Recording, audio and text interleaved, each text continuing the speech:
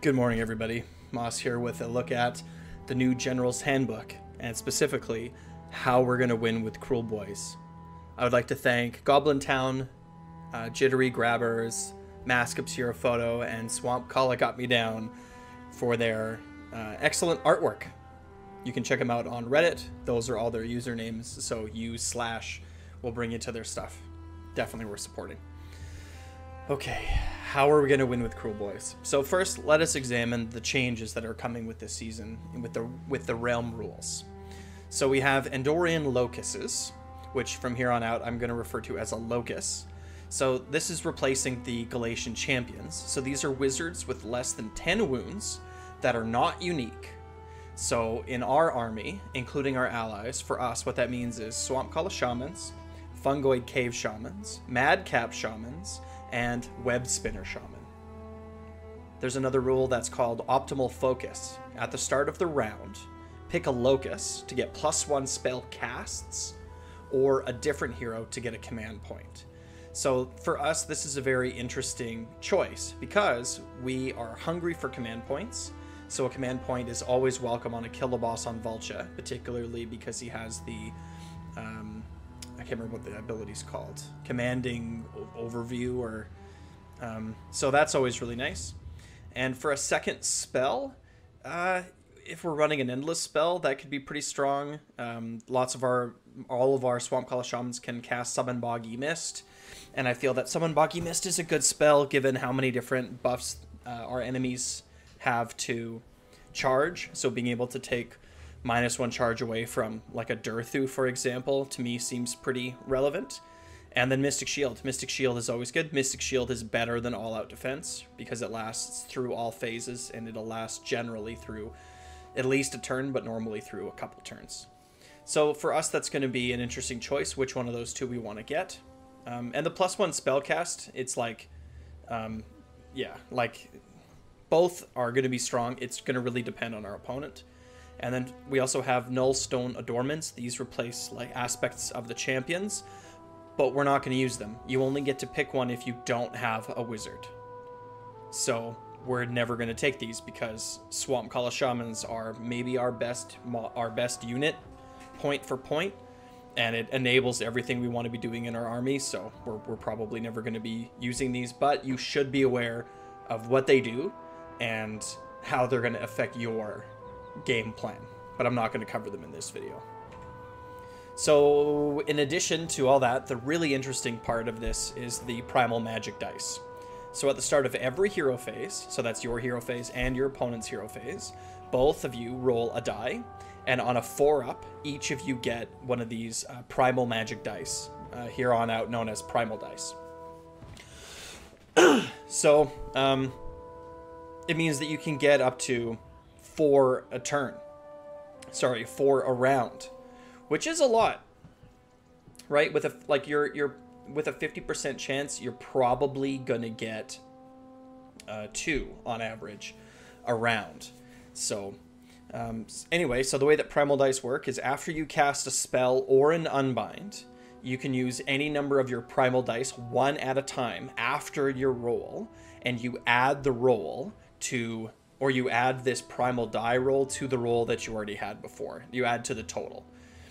So that means, like, for example, if I'm trying to cast Mystic Shield and I roll a double 2s, I can say, well, I'm going to add my Primal die, and I can roll the die and add the total, and then my opponent is going to get a chance to unbind.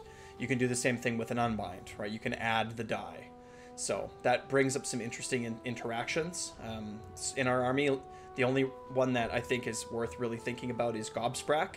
You know, you can use, if you could adopt a strategy where you're using like an anti-casting wizard, i.e. Gobsprak, in a magic-heavy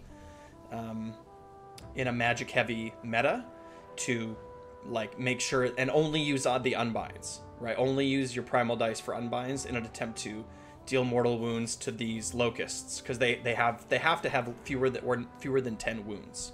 So that could be an interesting way of using these dice. And you can't use Primal dice if you used any ability that lets you reroll. So specifically Master of Magic. And they're gone at the end of the round, not the end of the turn. So that's another interesting thing, right? So you can sort of like save them for unbinds or for casts. It's sort of up to you. But they have the chance to miscast. So if you roll a primal die, and so let's say that you roll a spell, and then afterwards you followed up with a primal die. If one of your original rolls was a 1, and then your primal die is a 1, so now you have 2 out of 3 ones. It's called a primal miscast.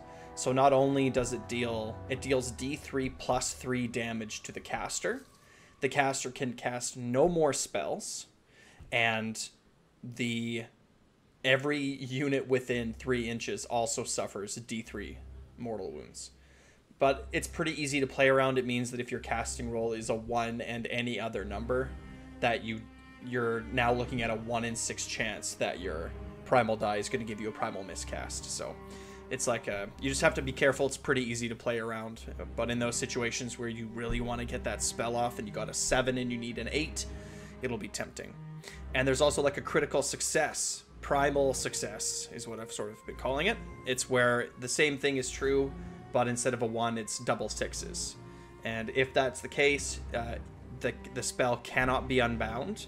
Both players get 1 primal die, but that wizard can't cast any more spells. So even if they were a 2 or a 3 caster, if they get a primal success, it's over. So this is actually gonna hurt like 2 and 3 spell casting wizards who are planning on using their primal die. So a Slan, for example, it's like you rolled a 6 and a 1, you got a 7, and you're gonna roll that primal die, you know, and it's like, oh, critical success, you can't unbind, but I lose 2 casts.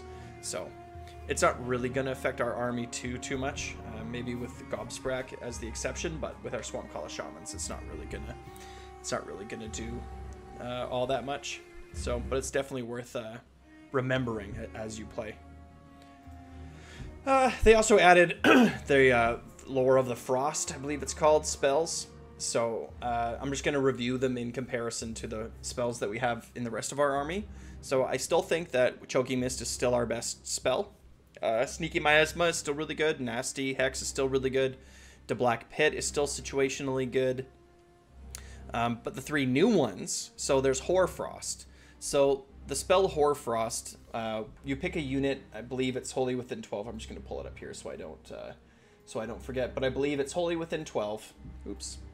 And you get to roll a D3, and then you get to change either the 2 hit, 2 wound, or the rend characteristic of 1 attack profile of a unit that you chose. Right. So you have to pick the unit, and you have to pick the profile, I believe, before you roll.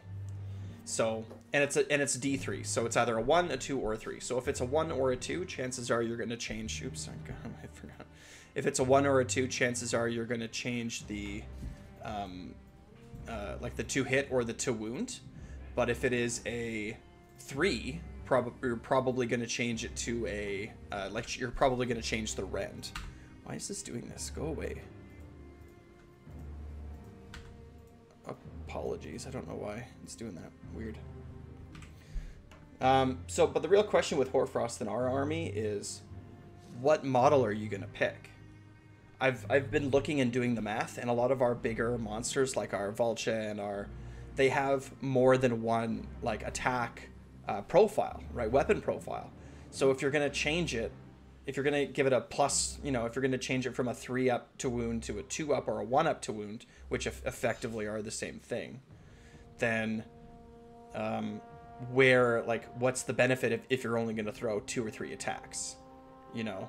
So even things like Gut Rippers, it's only going to add even if with a reinforced unit of Gut Rippers who have no rend, because the attack profile is overall so poor that it's only going to add a few extra damage here and there. So maybe my math is off, or maybe someone else has a different opinion on it, but as far as I can tell, the best options are going to be a Break-a-Boss with Ironbound clubs. That might be the best choice for it, but when it comes down to it, I feel like this cast would be better used on other things. Like, I think the Black Pit could probably do more damage. Choking Mist is always going to be a better spell, I think. You know, so I'm not really super convinced in Hoarfrost. I think it's going to be way better in Big Wa and Ironjaws, but in Kruleboyz, I don't know what we're buffing. Rupture. So Rupture is a spell that has a casting value of 10, a range of 18 inches. You pick one Predatory Endless spell or one Incarnate wholly within range and visible, and the target becomes immediately wild and cannot be picked to be controlled or bound for the rest of the game. So this is an interesting spell. I think this spell, what might end up being played is you cast it on your own Incarnate, and it goes wild, and then it just goes towards your opponent. So it has to be, you have to be within 18 of the Incarnate, and the Incarnate has to be 17.9 away from enemy units on your turn, and then it'll, you know, because Incarnates get bonuses, or at least the Incarnate of Gur gets bonuses when it's wild. So if you can set it up in such a way that you're casting the spell effectively as a buff, so the Incarnate runs wild in your opponent's line, like, that's a very interesting idea. So we'll see how that plays out. I also understand we're getting a new Incarnate soon, so we'll see what that Incarnate looks like as well. But offensively, people aren't going to put this in the middle of their army. If this spell is known, players are going to play with this off to the side, you know. So I'm not sure how effective it'll be as an offensive tool against an opponent's Incarnate. People are just going to play around it, right? It's like, oh, that wizard, okay, well, I'm just going to kill the wizard who knows Rupture, right? If that's the meta, if it becomes a problem, like, I don't think it'll become a problem. We'll see. And then Merciless Blizzard, a spell that has a casting value of 12 and a range of 12. Pick one enemy unit within range and visible. The unit suffers 4d6 mortal wounds. But for each one, the caster suffers d3 mortal wounds, and the wounds cannot be negated, so you can't have a ward that gets them off, for example. And then it also has a clause where the range cannot be modified and has to be measured from the caster. So for example, Seraphon can't use the Trog Bomb with this spell, thank goodness. Thank you for the clause, GW. So this spell is really swingy. It has a casting value of 12. The average roll of 3d6 is 10. So it means you're probably going to need to use 2 of your primal dice for it to go off. And 4d6 is a huge range, between 4 damage and 24 damage. So, you know, you're investing a lot to make this spell go off, and then it doesn't, right? And then it's like 5 mortals, 6 mortals. But when it goes off, it's gonna be sweet. If you can throw 20 damage onto something, 20 mortal wounds onto something, like, it's gonna hurt. Personally, I hate this spell. Not like, I don't hate it because I think it's bad. I hate it because I just hate the design of it. It's so swingy. I don't know what the feel-good moment is for either player in this case. It's like, if this spell goes off and you roll high, one player is going to be like, oh, like, you just killed my Maw Crusher with one cast. Like, that's not fun, right? That's not fun. For you to like get lucky and remove my keystone model off the table, isn't fun. It doesn't feel good. Neither player is going to be like, yeah. It'll be like, oh, sorry, yeah, like, I won because I got lucky on one die roll, like, sorry. And then if you stack a bunch of stuff into this and it doesn't go off, it's also going to feel bad, you know? Like, I just don't think that things like this are fun. I think that these really swingy, high risk, high reward, I don't know. I'm just not a big fan. So what hasn't changed? Well, to be honest, I don't think all that much has changed in this army at all. I still think we need to rely on the Wa. We need to squeeze the value out of every single rule that we have in this army because we don't have any rules. So, you know, there are very few rules here that we're going to be able to take full advantage of. The lore of the Primal Frost, there's not all that much there that is really exciting for me. Our opponent's armies are going to change more, I think. Like, there's going to be a shift in the meta overall. So the real question for Kruleboyz is, how are we going to adapt to that meta? How are we going to change so that we can do the best that we can in this meta? So that gets into questions like Gobsprak or Scragrot or other things. Yeah, I mean, like, we get these extra die that we can cast, that we can use towards casting our spells or towards unbinding, but so do our opponents. Every die that we have, our opponent is also going to have a die, with the exception of the battalion that we'll talk about here in a bit. But if everyone gets a buff, then nobody got a buff.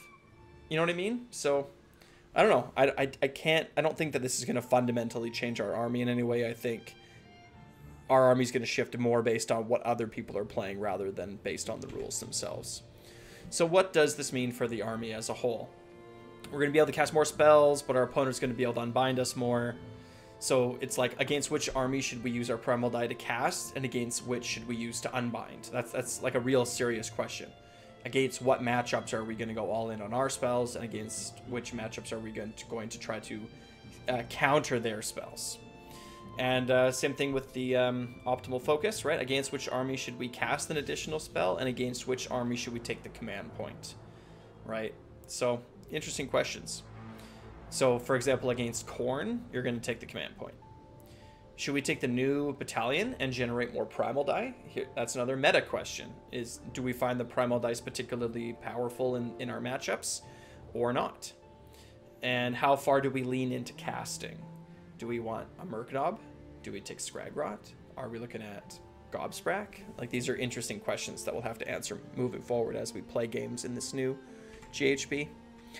For Dirty Tricks, nothing has really changed. Noisy Racket's the auto pick, Disappearing Act if it works, and Lethal Surprise if it doesn't, and don't take Covered in Mud.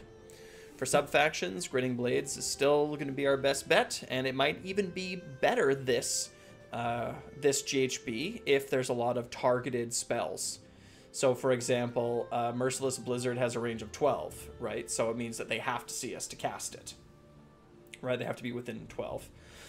But Rupture doesn't matter, because if we have an Incarnate, it's going to be visible outside of whatever, you know? So it kind of depends on if everyone's casting more spells and they need vision and they can't see us. Seems good to me. Command traits, Super Sneaky's still our best one. There's always discussions to have about which general is better, to take a Sludge Raker or a Vulture. I generally go with a Vulture, but I know people in my Discord that have come and played lots of games with me. Great community building in my Discord, by the way, so if you're interested in chatting about Kruleboyz and playing some games on Tabletop Simulator, certainly worth checking out. But so there's other players that think that Sludge Raker general is better, so it kind of depends on your list and your playstyle and your strategy, but none of the new command traits are going to be used in our army unless you never want to call a Wa. There's nothing. If you wanted to make a Swamp Call a Shaman your general so that you can use some of the new command traits, you know, you can, but you're never calling a Wa, and I don't think that that's a good play, again, because we need every single point, every single ounce of value that we can get out of this army we need to get. And so if you're like, well, I'm not going to call a Wa, it's like, well, like, and Super Sneaky is such a strong command trait, so. Artifacts of Power, again, I don't think anything's changed. Mork's Eye Pebble is still the best one because we have a serious lack of others. You know, having that 5-up ward against shooting is good. It's going to save you. Like, it's going to save you. If you lose Bolt Boys, your game kind of ends. You know, if you have 2 times 6 Bolt Boys and you lose 6 of them, it's kind of over. So, Mork's Eye Pebble is definitely, in my opinion, the strongest one to take, but by far. Mystic Shield, or sorry, Arcane Tome, you know, like, I doubt it's good this season. It's not going to be on a Locust. There's no sense in giving it to a wizard. Like, what are you really casting, you know? I don't know. Mount traits, Fasten is still the best one. No contest, I think. That maneuverability is just so great. There's discussion to be had about whether it's better on a Sludge Raker or a Vulture. I personally like it on the Vulture, just because of how fast the Vulture is. So, you know, being able to move 28 inches and then charge and then call your Wa, to me, that's incredibly valuable, and that's my preferred playstyle. So Fasten is still the way to go. For battalions, you could talk about battle regiments and try to get, most of the time I think you can get down to a 2-drop deployment. That means that you're going to go second against the really alpha strikey 1-drop armies. So, but it means that you'll get to choose who gets to go first against a lot of other armies. And I think right now, I think you always choose to go second. Super sneaking a whole bunch of gut rippers into your opponent's face on turn 1 is cool, but I found that because you can't support them well enough, that, like, it's not hyper effective. It is good at pinning them back in their deployment zone, and there are some armies and some setups that you'll want to do this with, especially if you can get your that dirty trick off, Disappearing Act. If you can get Disappearing Act off, you know, I think there's some value there. But I'm thinking now with these new Primal dice, I'm kind of thinking that going second is going to be the way to go for sure. If you go second with Primal dice, if your opponent like doesn't use them, or if they miscast, or if they fail to get their spells off, like I think going second with the Primal dice is going to be advantageous. You know, it's like, oh, my opponent used their Primal dice, they cast spells that I don't care about, and then now here I am with my dice and they don't have their dice. So I feel like that's going to give a little bit more flexibility with the army and how you play. You can also go with Warlord. Taking an extra enhancement is okay. So taking that extra command point once per game with Warlord is always good. And if you're going to pick another enhancement, I think that picking an extra spell might work well. We have a good spell lore, so if you have 2 Swamp Call Shamans knowing the whole spell lore, or being able to take like Blizzard as like a backup, that might be cool. So that if you want to use Optimal Focus and cast an additional spell, you could do something like cast Nasty Hex and then cast Summon Boggy Mist, or cast Nasty Hex and then Mystic Shield, or cast an Endless Spell and then something. You know what I'm saying? Like that extra cast, if you picked an extra spell for your Warlord enhancement, I think is decent. We don't really have. There's also some mount traits that are good. You can pick a second mount trait. I think one of them gives a spell, not immunity, but it gives us like a spell, whatever it is, Weirden, right? 4-up ward against mortal wounds caused by spells. So that could be a cool one to take on like a Sludge Raker, right? Maybe go Fasten on the Vulture and Weirden on your Sludge Raker. That might be cool. So yeah, some good options there. And then the other new battalion is called Endorian Acolytes at the start of the hero phase. So not your hero phase, but every hero phase. If you have 2 Locusts alive on a 3-up, you get a Primal die.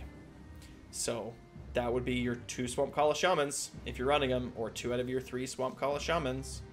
Or if you're allying in a Fungoid Cave Shaman or something, right? So, but that extra Primal die might be interesting. Again, we'll see how the meta shakes out, and we'll see what other armies are playing. But you could go for like an Unbind-centric list, you know? Everyone's like, oh, I'm going to play a whole bunch of Locusts, and I'm going to cast a bunch of spells. And our army can be like, well, I'm going to play a Murknob, I'm going to play Meenan, and I'm going to unbind all your spells with Gobsprek. Or with Scragrot. I'm going to have a +1 to unbind with Scragrot, and I'm going to unbind your spells. Or, right? So, definitely worth thinking about, and it's definitely worth thinking about what people in your local meta are going to be playing at the store. And if everyone's like, oh man, so much magic, oh, so many casts, it's like maybe leaning into the unbind is the way to go for sure. So, the Acolytes, I think, is definitely worth checking out. Definitely worth checking out. Definitely worth checking out. So grand strategies, I think we're just going to stick with Wa. So with Wa, when the battlefield ends, you complete this strategy if the model picked to be your general or a friendly battle line unit is wholly within enemy territory. So it's or. So the friendly battle line units, right? Generally speaking, a couple of units of Gut Rippas and 1 unit of Hobgrots. Relatively easy at the end of the game to run them across the battlefield. Or if you are playing a Vulture, that one's even easier to run across the battlefield just to end in their territory, so that you get your grand strategy.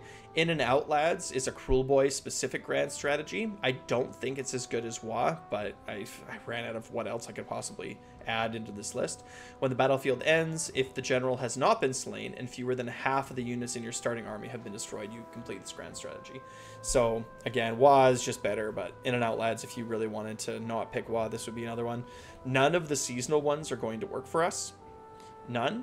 If I had to choose one, I would choose Overshadow, which is when the battlefield ends, you complete this grand strategy if all enemy battle line units from your opponent's starting army are destroyed, and there's at least 1 friendly battle line unit from your starting army on the battlefield. Again, I don't think it's good, but if I had to pick one, that would be it.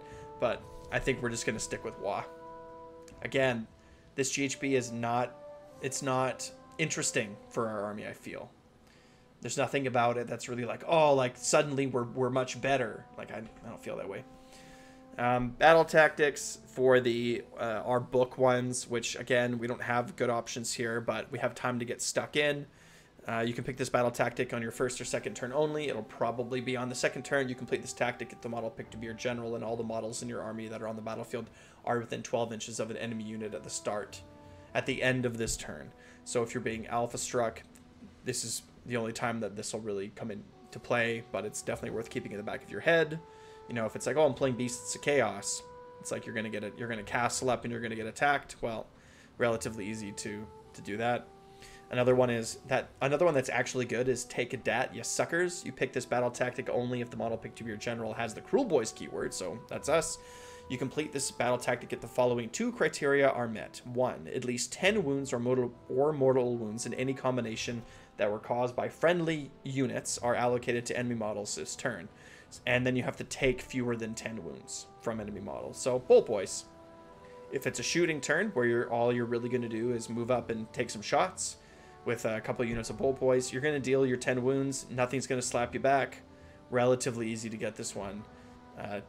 Make sure you take Dat, you suckers, and when you know it's going to work, and it's kind of a freebie. It's a relatively easy battle tactic to get. The only one in our book that's really reliable. Then we have the new ones from the new book. Not a lot here that we really like. There's not really a lot going on for battle tactics in this book that I feel are going to serve us incredibly well. So I decided I wanted to give them just a quick little tier ranking. S is like you can take this almost any single turn and it'll always be good, and you're probably going to get this every single game. A is like this is good. You'll probably get it every game, and it's like, you know, you can sort of kind of rely on it. It's not going to be good for every turn, but it'll be there. B is going to depend on the matchup. It's like situationally, sometimes you'll take it. It depends on who your enemy is and the battle plan and so on. And then F is like, you're just never going to pick this one. It'll almost never come up. You can keep it in the back of your mind, but it's never really going to come up. So to begin, we have Intimidate the Invaders. You complete this battle tactic at the end of your turn if there are more friendly units wholly outside your territory than there are friendly units within your territory. So we have a hard time taking the map. This one's never going to happen. If it does happen, it'll be really late in the game where most things are gone and dead, but it's not really going to happen. Number 2, Reprisal. You complete this battle tactic if an enemy unit that destroyed a friendly general earlier in the battle is destroyed this turn. If something kills your general, remember, write it down. That unit killed my general. And then, when you think you can kill it, pick this battle tactic. So it'll be good sometimes, but we don't want our general to die. Number 3, Endless Expropriation. Pick one enemy unit that is controlling or bonded to an endless spell or incarnate. You complete this battle tactic at the end of your turn if any of the following are true. That enemy unit has been destroyed. That's the most likely. That endless spell is wild. Your opponent's just going to not have it wild. That endless spell is controlled by or bonded to a friendly unit. Possible, not likely. That incarnate is wild. So there's a spell that does that, but I don't think that you want to turn... The probability that you're going to want to turn your opponent's incarnate wild is low, unless your opponent doesn't really know what they're doing. So, but again, killing a unit, it's like endless spell or incarnate. So that wizard just cast an endless spell. So on my turn, if I can kill it, that's good. I'll get the battle tactic. So I put this one as a B because situationally, you know, pay attention. Did something kill your general? Mark it down. Is something bound to an endless spell or an incarnate? Note that. If you can kill it this turn, awesome. Number 4, Magical Dominance. You complete this battle tactic at the end of your turn if a friendly wizard unit successfully cast one or more spells and none of the spells cast by any units in your army were unbound. So cast spells and have nothing unbound. Awesome for turn 1. Deploy outside of unbind range, right? And then hopefully you can just get this off. Cast a spell, don't be unbound. This is A tier, in my opinion. You can sort of plan to get this from the beginning of the game. You can think about how you're gonna do this, and you can do this. So yeah, pretty good. Magical Mayhem, number 5. Pick one enemy unit on the battlefield. You complete this battle tactic if that unit is destroyed by damage inflicted by a spell or the ability of an endless spell. I put this as a 5. It's good if you're running Jaws, but we don't have a ton of damage in our spell lore. Mostly it is like utility. So Nasty Hex, Sneaky Miasma, you know, like none of these things really are dealing damage, so the probability that you're going to kill it is not super high unless you're running endless spells. So if you're running endless spells, this one is more likely to succeed. Number 6, Bait and Trap. You complete this battle tactic if 2 or more friendly units retreated this turn and 2 or more different friendly units made a charge move this turn. That's not us. That's not our army. We don't have that many units where we're going to be retreating 2 units and charging 2 units. That's not us. We're not cycling out units to rally them. So, don't think this is ever going to happen. F. Lead or led into the Maelstrom. You complete this battle tactic if 1 or more friendly heroes and 1 or more friendly battle line units each made a charge move this turn, and at least one of those units is within 3 inches of an enemy unit at the end of the turn. So, Avalcha and Gutrippers both have to charge. And one of them has to end still in combat. Fairly decent for the Watt turn. But you can't just kill whatever's in front of you. You have to end within 3. So you're going to have to do a little bit of thinking, a little bit of planning, removing the right models from the table to make sure you're still within 3. So, pretty good for the Watt turn. I give this a B tier. And Surround and Destroy, number 8. Pick 3 different friendly units on the battlefield. You complete this battle tactic at the end of your turn if each of those units is wholly within 6 of a different battlefield edge, and 2 or more are wholly outside of your territory. So, like, come on. Like, it means you have to have 2 different units on opposite sides of the board. It's even wholly within 6. Oh, wholly within 6 of the 2 sides of the battlefield edge. Like, we're a castle. We're not doing that. Right? We're not doing that. So, and they have to be outside of your territory. 2 of them have to be outside of your territory. So 2 of them on the left and the right flank, wholly within 6 of the table's edge, outside of your territory. And then the third one is easy because it can be in your territory within 6 of your battlefield edge. So it can just be like a shaman hanging out in the back. But F tier, like we're not gonna. This one's not gonna happen. Right? It's not gonna happen. You're gonna pick this one when you've already gone through all the likely ones. None of them are working, and you're looking now at the ones that are F tier. And you're like, oh, this one that might work this turn because, you know, there's only 3 units left on the table and they happen to be in these positions. So quite poor. So overall, looking at the battle tactics for this book, it's like I have 1 A tier, right? Cast a spell, don't get unbound or unbound, you know? I got 4 different B tiers, so situationally, and then I got 3 F tiers. So it's not looking great. These battle tactics are not looking great. I think you're going to have a hard time putting together 5 for a game, right? I mean, what do we really got here? So you're going to take what? Magical Dominance on turn 1. Hopefully, you know, take a dat, you suckers. And then after that, you're finger in a prayer that it's going to work out for you. It's going to be tough for battle tactics for our book this season. So looking at a couple lists. So first up, this is a list that some folks are playing in my Discord, specifically Leonard. Leonard's a great guy. Lots of thanks to Leonard for all his insights and help.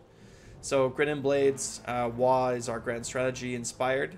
So Leonard right now likes to run a Snatcher Boss on Sludgebreaker Beast as the general. And Super Sneaky, Mork's Eye Pebble Fasten, right? Pretty standard. And then 3 Swamp Call Shamans, Choking Mist, Sneaky Miasma, and Nasty Hex. Let's see.